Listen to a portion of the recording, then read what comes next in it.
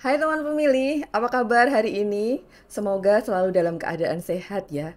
Terima kasih sudah selalu mengikuti media sosial KPU Provinsi Jawa Tengah untuk mendapatkan informasi terkait dengan penyelenggaraan pemilu. Teman pemilih, hari ini untuk podcast episode kali ini kita sudah hadirkan tamu yang tentunya sangat spesial dan kita nantikan kehadirannya di studio podcast ini. Beliau merupakan pimpinan Komisi Pemilihan Umum Provinsi Jawa Tengah dan langsung saja kita temuin beliau. Beliau adalah Bapak Handi Triujono, Ketua Komisi Pemilihan Umum Provinsi Jawa Tengah. Apa kabar Bapak? Baik, alhamdulillah. Assalamualaikum teman podcast KPU Provinsi Jawa Tengah. Teman pemilih Bapak, nggih, kita Ah, biasa nyebut teman-teman teman pemilih pemilih, itu. teman pemilih. Siap. Iya, terima kasih sudah bersedia hadir Iya, di siap. podcast KPU Jateng. Ya, terima kasih. Ya, Udah lama kita nantikan. siap. Ini di kesempatan ini juga di suasana Idul Fitri, Betul kami sekali. mengucapkan taqabbalahum minna wa minkum. Taqabbalallahu ya karim. Mohon maaf lahir batin atas segala sesuatu yang mungkin eh, perlu dimaafkan karena memang kami manusia biasa menyelenggarakan pemilu juga ada kekurangannya. Tetapi yakinlah bahwa kita akan menjadi insan yang lebih baik lagi. Betul Kira-kira sekali. begitu, Mbak Nunung. Suasana Idul Fitri yang Ya, sungguh menggembirakan untuk kita. siap. Mudik Jadi, kemana nih Bapak? mudik ya ke kampung halaman di Purworejo, juga ke rumah Oh, istri di Cilacap. Nah, begitu. tetap kembali ke Cilacap ya Pak Tetap ya. kembali ke Cilacap. Ya, Sebenarnya untuk Bapak sendiri secara ya. pribadi, Idul Fitri itu apa sih Mbak menurut Bapak ini Pak? Momentum. Jadi memang momentum di situ banyak ruang-ruang kita untuk berkontemplasi, setidaknya belajar setahun ke belakang seperti apa, kemudian kita lakukan kontemplasi, kita renungkan dan kita akan merencanakan jauh lebih baik lagi setelah penyucian, kira-kira begitu, kembali ke fitrah. Kira-kira begitu, Mbak Nunung. Eh, Kalau tadi sebagai pribadi, Iya, kemudian sebagai pimpinan suatu lembaga iya, yang tentunya paling dicari di Jawa Tengah sebagai siap, penyelenggara pemilu yang kemarin baru saja menyelenggarakan pemilu yang iya, sungguh luar biasa ini. siap, Menurut Bapak, bagaimana KPU Provinsi Jawa Tengah menyongsong, eh, bukan menyongsong lagi ya, melalui Idul Fitri siap, yang sudah kita lalui kemarin itu, iya. Pak? Jadi begini, ada beberapa catatan yang memang kita dalam melaksanakan tugas sebisa mungkin kan kita menyesuaikan atau kita mematuhi regulasi. Terus kemudian yang kedua, di dalam empirik praktisnya tentu ada beberapa hal yang menjadi catatan juga, koreksi atas perjalanan kegiatan-kegiatan maupun bagaimana kita berinteraksi dengan teman pemilih dan juga dengan stakeholder dan lain sebagainya yang kemudian kita akan mencatatnya untuk menjadikan eh, koreksi apabila memang ada sesuatu yang kita belum tepat. Tetapi pada prinsipnya secara umum kita menyelenggarakan pemilu ini di 2024 ini yang nanti bersambung karena hari ini juga sudah masuk tahapan pilkada, untuk pilgub dan pilbub serta pilwalkot, ya kita akan berdasarkan pengalaman yang kita laksanakan kita akan melakukan perbaikan-perbaikan dalam hal memang perlu diperbaiki. Kira-kira begitu. Tentunya ada kaitannya ya Pak ya. Iya, iya, iya, Bukan siap. saja untuk pribadi tapi untuk lembaga Untuk tentunya lembaga, ada proses perbaikan iya, ya Pak ya. karena memang em, apa namanya di dalam proses itu kita akan bertemu dengan instansi, dengan pejabat-pejabat, dengan pemangku kepentingan, orang per orang yang berkepentingan di dalam rangka membangun demokrasi yang substansial. Tentu di dalamnya ada beberapa hal yang bisa jadi ini menimbulkan beberapa persepsi yang berbeda, terus kemudian tingkah laku atau perilaku dalam rangka menerjemahkan tugas dan kewajiban masing-masing ada benturan. Nah, di dalam benturan ini tentu ada jalan tengah bagaimana kita melaksanakannya, menerima mandat rakyat untuk mengkonversikan suara mereka menjadi kursi, dan kursinya siapapun yang terpilih ini menjadi pilihan kita Betul sekali. ketika sudah ditetapkan secara hukum. Ya, Kira-kira begitu. iya betul sekali. Menyongsong Pilgub Jateng Iya, 2024 yang sudah dimulai dan iya. beberapa waktu lalu sudah diluncurkan Di tahapannya launching oleh KPU RI. KPU Republik Indonesia. Apa saja yang sudah disiapkan oleh KPU Provinsi Jawa Tengah nih Iya, Bapak untuk iya, Pilgub Jateng 2024? iya. Baik, Mbak Nunung. Yang pertama, ini kan amanat Undang-Undang Dasar 1945 pasal 18 ayat 3 dan 4. Jadi bahwa pemilihan gubernur, bupati, wali kota ini dilaksanakan dengan cara yang demokratis. Nah, sedangkan ayat 3 itu disebutkan bahwa pemerintah daerah itu salah satunya adalah adanya DPRD provinsi, DPRD kabupaten kota. Jadi pemerintah daerah itu ada eksekutif dan legislatifnya. Namun kita perlu pahami bahwa kemudian di Indonesia ini ada 514 kabupaten kota, ada 38 provinsi. Untuk provinsi, karena Undang-Undang Keistimewaan Daerah Istimewa Yogyakarta, Undang-Undang Nomor 13 Tahun 2012, itu gubernurnya ditetapkan, sehingga kita hanya melaksanakan untuk pilgub di 37 provinsi.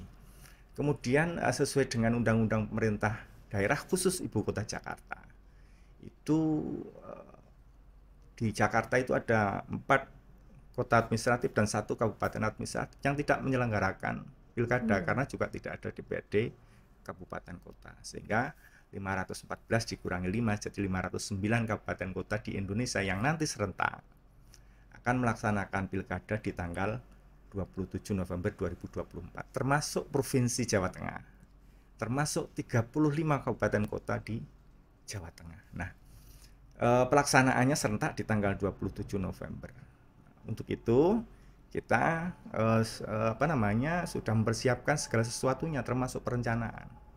Teman pemilih, bahwa perencanaan di dalam pelaksanaan pilkada salah satunya adalah rencana kegiatan maupun anggarannya, yang itu diproses di tahun 2020 sudah diproses di KPU yang periode sebelumnya. Maaf. Dan kita meneruskannya untuk mengimplementasikan itu. Seperti kita tahu ada peraturan KPU terkait dengan tahapan dan jadwal di tahun 2024 ini yang menjadi guideline kita untuk menyelenggarakan seluruh tahapan. Nah, di dalam pilkada ini ada yang namanya kepesertaan. Kepesertaan itu adalah ada 2 di pilkada, yaitu yang diusulkan oleh partai politik hasil pemilu sebelumnya dan juga diusulkan oleh perseorangan dalam hari ini mungkin masyarakat teman pemilih mengenalnya calon independen. Begitu ya. Dan ini diberikan kesempatan. Nah, seperti yang saya sampaikan tadi di Undang-Undang Dasar 45 pasal 18 di ayat 7 itu juga disebutkan bahwa pelaksanaan pengisian jabatan untuk kepala daerah kecuali yang saya sebutkan tadi, itu melalui tata cara yang demokratis berdasarkan undang-undang.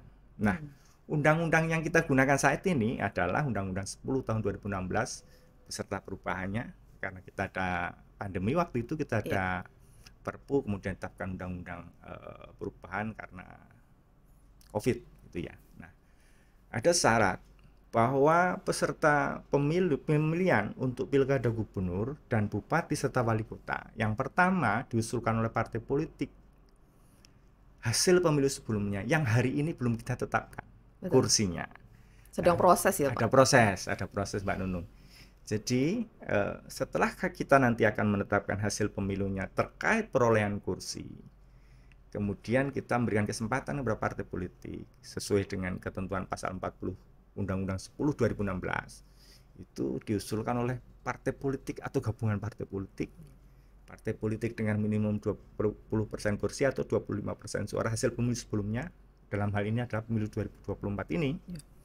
Dan juga di pasal 41 itu terkait dengan pencalonan perseorangan.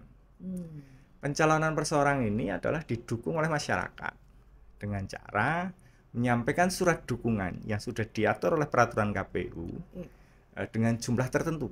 Kalau misalnya Jawa Tengah ini DPT-nya 28 juta sekian misalnya begitu. Ini minimum dukungan adalah 6,5%. Berdasarkannya di data DPT pemilu atau pemilihan sebelumnya. Nah, yang paling dekat kan pemilu 2024 kemarin ya Mbak Nunung. Sehingga itu yang kita gunakan. Demikian juga untuk kabupaten kota. Tentu dengan klasifikasi jumlah batasan-batasan tertentu dengan jumlah penduduk sekian, berarti sekian persen dan seterusnya. Nah, oleh karena itu kita mempersiapkan dengan baik untuk melaksanakan penyelenggaraan pilkada, Pilgub Jateng 2024 termasuk di dalamnya. Salah satu yang paling dekat adalah kita mempersiapkan untuk menerima syarat dukungan pencalonan perseorangan yang kalau menurut PKPU 2024 tahapan itu dimulai tanggal 5 Mei. Jadi kira-kira berapa hari lagi kita sudah buka lapak lah, kira-kira begitu. Langsung ya Pak, langsung running aja nih KPU running berarti. Gitu Mbak Nun. Nah, oleh karena itu masyarakat harus memahami bahwa proses-proses ini kita lalui sebaik mungkin untuk tersampaikan juga ke masyarakat, karena memang bahwa pilkadanya betul di tanggal 27 November 2024, tetapi memang ada proses-proses yang kita perlu persiapkan, termasuk juga setelah tanggal 20 April ini kita kan ada beberapa wilayah yang diajukan oleh peserta pemilu untuk sengketa, Mbak. Sengketa masih ya Pak, masih berjalan masih juga ada ya? Jadi untuk DPR RI, DPRD Kabupaten Kota dan DPRD Provinsi. Nah, karena itu memang untuk memenuhi unsur asas kepastian hukum itu kita berproses di situ. Nanti kemudian ada hasil dari putusan Mahkamah Konstitusi terkait dengan putusan sela, dismisal atau putusan dari MK, itu yang kita gunakan dasar untuk menetapkan jumlah kursi di DPRD Provinsi, DPRD Kabupaten Kota. Kira-kira begitu, jadi tahapan-tahapan yang. Rasanya gimana sih Bapak? Ya. Maksudnya pemilu 2024 belum usai belum kan? Usai. Nah, udah disambung lagi nih dengan betul.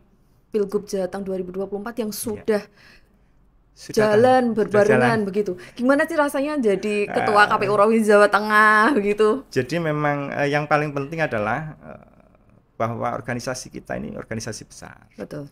Terdiri dari banyak orang, banyak kontribusi, termasuk teman-teman di sekretariat KPU Kabupaten Kota, sekretariat KPU Provinsi. Nah, kita setidaknya satu visi bahwa kita bekerja untuk menerapkan asas dan prinsip penyelenggaraan pemilu dan berkontribusi sesuai posisinya masing-masing. Kalau itu sudah dipahami dengan betul, dengan baik, dan menjadi passion, ya, seperti Mbak Nun, passion untuk bagaimana kita mempublikasikan, terus kemudian memberikan pemahaman kepada masyarakat, teman pemilih. Salah satunya forum Foodcast ini untuk memahami bahwa demokrasi substansial itu juga didukung oleh penyelenggaraan yang secara teknis juga kita harus kompak, solid. Nah, yang seperti itu kemudian menjadi bagian yang tidak terpisahkan dari kesuksesan di ujung tadi, terpilihnya pemimpin-pemimpin yang diharapkan oleh teman-teman pemilih. Kira-kira begitu. Jadi yakin KPU Provinsi Jawa Tengah ini tetap mampu meskipun jalannya simultan barengan ya. gitu ya, Jadi kalau menghitung hari Mbak Nunung, jadi praktis mungkin Mbak Nunung juga kan ada libur Lebaran misalnya begitu. Tapi kan on 24 jam, kira-kira begitu ya? Iya, standby. Ya, 24 jam, karena memang ada beberapa hal yang kita harus ikuti. Kita harus pahami sebagai penyelenggara pemilu, KPU dan jajarannya itu kan kita tahu di tahapan itu kan hari adalah hari kalender. Sedangkan instansi lain, misalnya Mahkamah Konstitusi, itu hari adalah hari kerja. Kan gitu kira-kira. Ada beberapa proses-proses di stakeholder yang lain adalah hari kerja, namun kita ketika kemudian kita berinteraksi atau berhubungan secara kelembagaan dengan instansi lain itu, kita harus prepare di hari-hari yang memang hari-hari yang ditetapkan hari kalender ini, sehingga memang di dalam melaksanakan ketika kita misalnya sidang di MK, kalau kita hanya bekerja pada saat MK-nya buka lapak, kita kan nggak firm gitu dalam mempertahankan keputusan kita untuk menetapkan hasil pemilu. Nah, hal-hal seperti ini perlunya komunikasi, Mbak Nunung. Jadi saya sangat senang di circle yang memang sudah saling memahami, walaupun secara interpersonal bisa jadi ada kekurangan plus minus termasuk saya pribadi, tetapi komunikasi adalah yang paling penting untuk menyamakan persepsi untuk meraih tujuan yang ditetapkan. Nah, kira-kira begitu. Seperti tadi yang disampaikan Bapak. Ya. Pilgub Jateng 2024 dilaksanakan 27 November 2024, ya. Tapi tahapannya sudah dimulai. mulai sejak Sudah mulai. lama. Iya, Dan sepertinya untuk perencanaan sudah lebih jauh iya, hari sebelumnya kan ya Pak iya, ya. betul. Eh, sebagai ketua KPU Provinsi Jawa Tengah lagi-lagi sebagai ketua ya Iya, Bapak, karena siap. mumpung ini Bapak di sini nih. Iya. Makasih Mbak Nunung. Perencanaan yang sangat panjang itu sudah bisa dipandang oleh KPU jauh hari sebelumnya. Mm. Apa tipsnya sih Bapak sebenarnya? Jadi begini, em, regulasi itu ditetapkan kan ada induk, saya sebutkan soal tadi misalnya ada dasar yang paling tinggi di bawah Pancasila adalah Undang-Undang Dasar 45. Di dalamnya ada batang tubuh, ada pasal-pasal yang menjelaskan itu menjadi dasar untuk menerbitkan undang-undang di bawahnya, yaitu Undang-Undang Pilkada. Undang-Undang Pilkada itu juga di bawahnya secara teknis KPU kemudian menerjemahkannya di dalam peraturan KPU, keputusan KPU. Kemudian di Provinsi Jawa Tengah ada keputusan KPU Provinsi Jawa Tengah sampai ke kabupaten kota. Nah, ada hal-hal yang prinsip yang memang kita harus bersiap. Artinya bahwa momentum di dalam pelaksanaan pilkada itu diawali dari perencanaan, terus kemudian ada tahapan-tahapan yang memang timelinenya itu baku.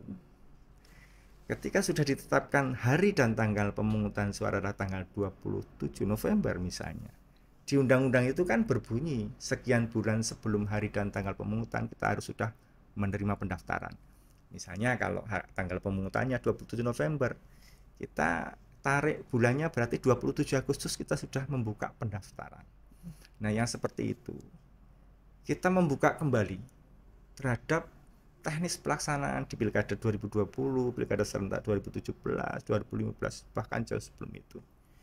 Yang kemudian kita juga membaca kembali terhadap regulasi-regulasi yang saat ini masih berlaku, walaupun mungkin secara teknikal nanti berdasarkan konsinyering atau RDP dengan DPR RI ada perubahan-perubahan yang kemudian dituangkan di dalam peraturan KPU, kita sudah bisa menghitung tahapan ini dijalankan, waktu yang dibutuhkan seperti apa, anggarannya yang tersedia seperti apa, sehingga supporting dari sekretariat juga akan menghitung bahwa kemudian nanti ada nomenklatur baru misalnya hasil RDP dituangkan dalam peraturan KPU, kita dengan cepat bisa menyesuaikan ya, secara teknisnya misalnya ada perlu penyesuaian nomenklatur, penyesuaian revisi misalnya begitu terhadap keterpenuhan kegiatan tersebut. Namun demikian memang pentingnya kita saling untuk berkomunikasi tadi. Salah satunya adalah kita menyelenggarakan apa yang disebut dengan rapat pleno di KPU, rapat internal di sekretariat, kemudian juga rapat koordinasi dan rapat kerja dengan KPU kabupaten kota dan lain sebagainya. Yang ini kemudian akan mengisi ruang-ruang yang memang bisa jadi kita perlu untuk melakukan terobosan misalnya atau perubahan atau koreksi terhadap pelaksanaan pilkada seideal mungkin. Dan juga ingat bahwa pilkada ini dibiayai oleh anggaran pendapatan dan belanja daerah untuk provinsi di KPU provinsi Jawa Tengah, di Kabupaten Kota dengan Pemda masing-masing. Dan juga bahwa karena ini uang rakyat dalam tanda kutip begitu ya, tentu kita bisa mempertanggungjawabkan fi dunya wal akhirah, kira-kira begitu ya. Jadi di dunia dan juga akhirat, sehingga kita dalam melaksanakan pengelolaannya pun harus jelas tujuannya, harus jelas outputnya. Yang seperti ini juga harus berprinsip efektif dan efisien. Kita secara simultan selalu mendengarkan masukan dari stakeholder yang sebagai pemilik mandat mereka mengelola keuangan daerah yang dihibahkan ke kita. Nah, yang seperti itu kan kita perlu untuk selalu berkolaborasi sehingga memang bagaimana kegiatan pelaksanaan outputnya itu tercapai, tetapi juga memperhatikan bahwa pengelolaan anggaran ini harus bertanggungjawabkan bahwa ini uang rakyat yang kita harus efektif efisien dalam pengelolaannya. Nggak sendiri ya Pak, ternyata KPU kecilnya. Oh iya, gitu. jadi termasuk beberapa waktu yang lalu Pak Sekjen KPU RI juga menyampaikan bahwa karena kita merencanakan pilkadanya itu di jauh-jauh hari sebelum pelaksanaan pemilu juga sudah kita susun perencanaannya, dalam hal memang kemudian diimplementasi pelaksanaan pilkada ini ada beberapa perubahan yang secara teknis juga bisa jadi berakibat terhadap penggunaan anggaran dan lain sebagainya. Tentu ini juga dikomunikasikan. dalam hal memang bisa jadi hasil konsinyering atau debat dengan DPR RI memunculkan norma baru dan pos baru.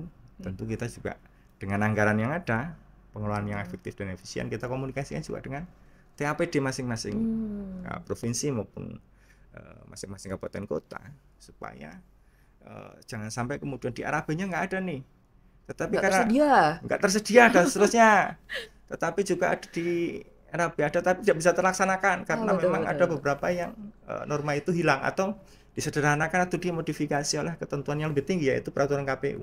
Nah, yang seperti itu kita perlu komunikasikan dengan Pemda supaya nanti norma itu bisa dimasukkan, diakomodir di anggaran, kegiatan berjalan dengan baik, outputnya jelas, dan lain sebagainya. Penyesuaian berarti jalan di semua lini ya Pak? Di semua lini, jadi kita tidak boleh agak lengah gitu ya. Oh begitu. Nggak boleh. Jadi ketika misalnya beberapa hari ke depan KPU RI akan ke DPR RI, kita harus mencermati betul itu.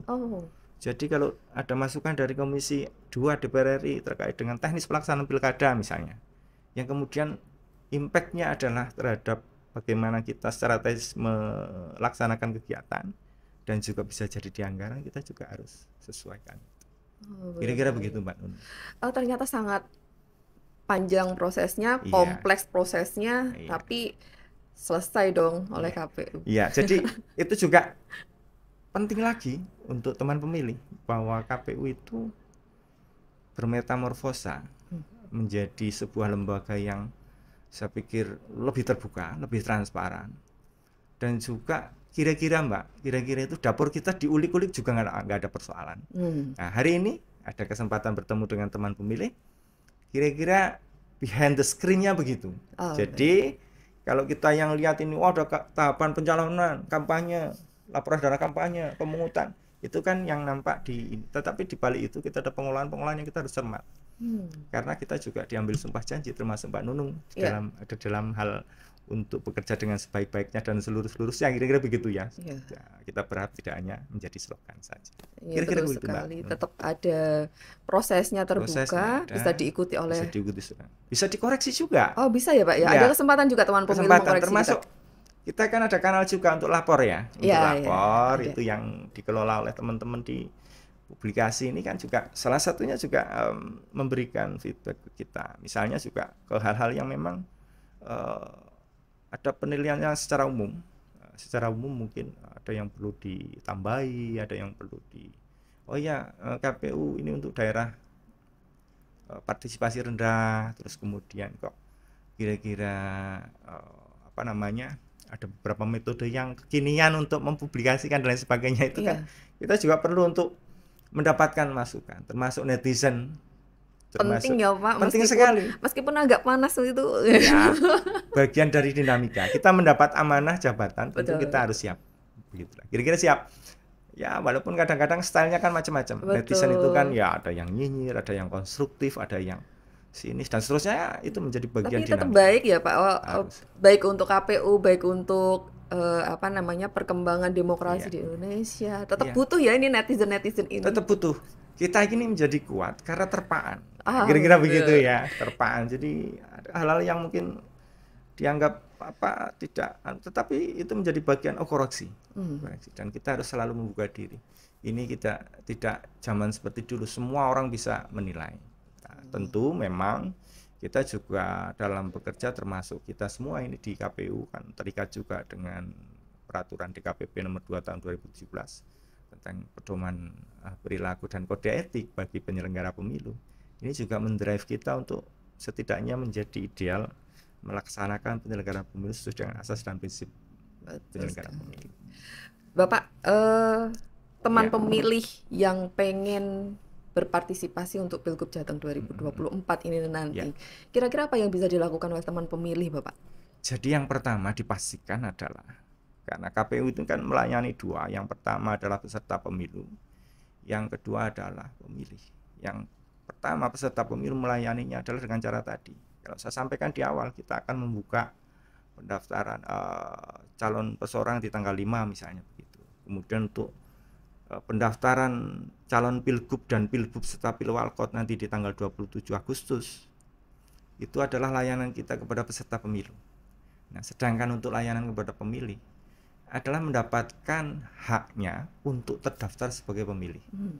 Karena syarat untuk dapat menggunakan hak pilih adalah terdaftar. Nah, yang kedua adalah mendapatkan informasi seluas-luasnya terhadap hak dan kewajiban mereka, dan juga mendapatkan informasi terhadap peserta pemilu.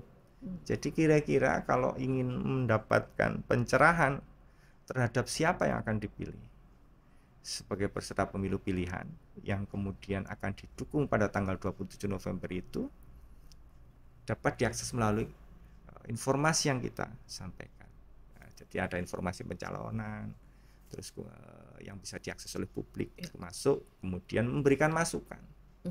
Jadi ketika peserta pemilu didaftarkan sekalipun, sudah bisa diakses untuk memberikan masukan. Bahkan sudah ditetapkan sebagai peserta pun, masyarakat juga punya hak untuk memberikan masukan.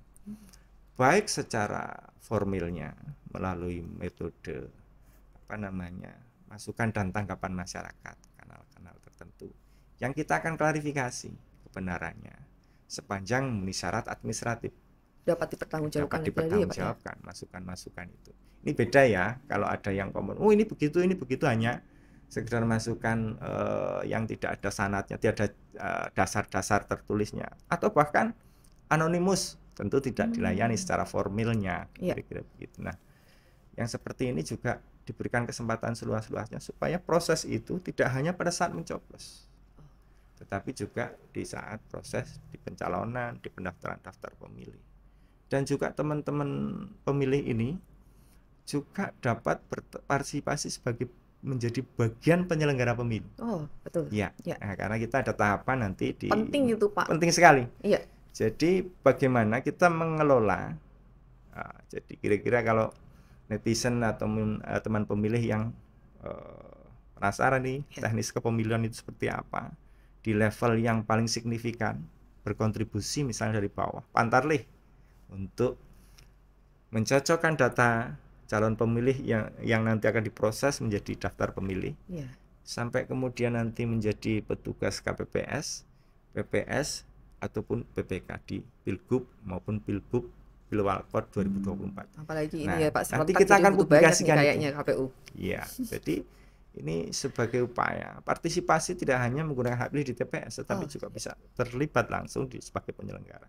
Atau kalau tidak di kanal itu juga ada dimensi pengawas misalnya.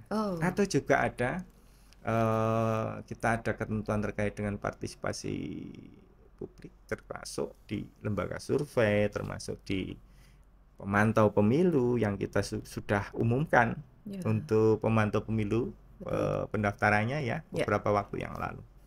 Jadi kanal-kanal itu bisa menjadi wahana bagi teman pemilih untuk mengekspresikan bagaimana terlibat langsung selain sebagai pemilih. Kira-kira begitu Mbak Nunung. Partisipasi dari teman pemilih tentunya juga penting untuk KPU, bukan saja sebagai ikut memberikan melaksanakan itu, tapi juga penyeimbang KPU, bukan sih Pak? Siap. Informasinya biar tersebar gitu apa yang sudah dikerjakan oleh KPU. Siap. Bapak terima kasih sekali sudah bersedia hadir di KPU di podcast KPU Jateng. Harapannya podcast KPU Jateng, betul. Kita akan sebarkan informasi seluas-luasnya. Siap, melalui podcast KPU Provinsi Jateng ini. Baik, sekali lagi terima kasih Bapak. Terima kasih Mbak Nunung. Terima kasih seluruh kru. Baik teman pemilih, demikian tadi bincang-bincang kita bersama dengan Bapak Handi Tri Ujiono, Ketua KPU Provinsi Jawa Tengah. Sampai jumpa lagi dengan saya Nunung nanti di podcast KPU Jateng episode selanjutnya. Terima kasih.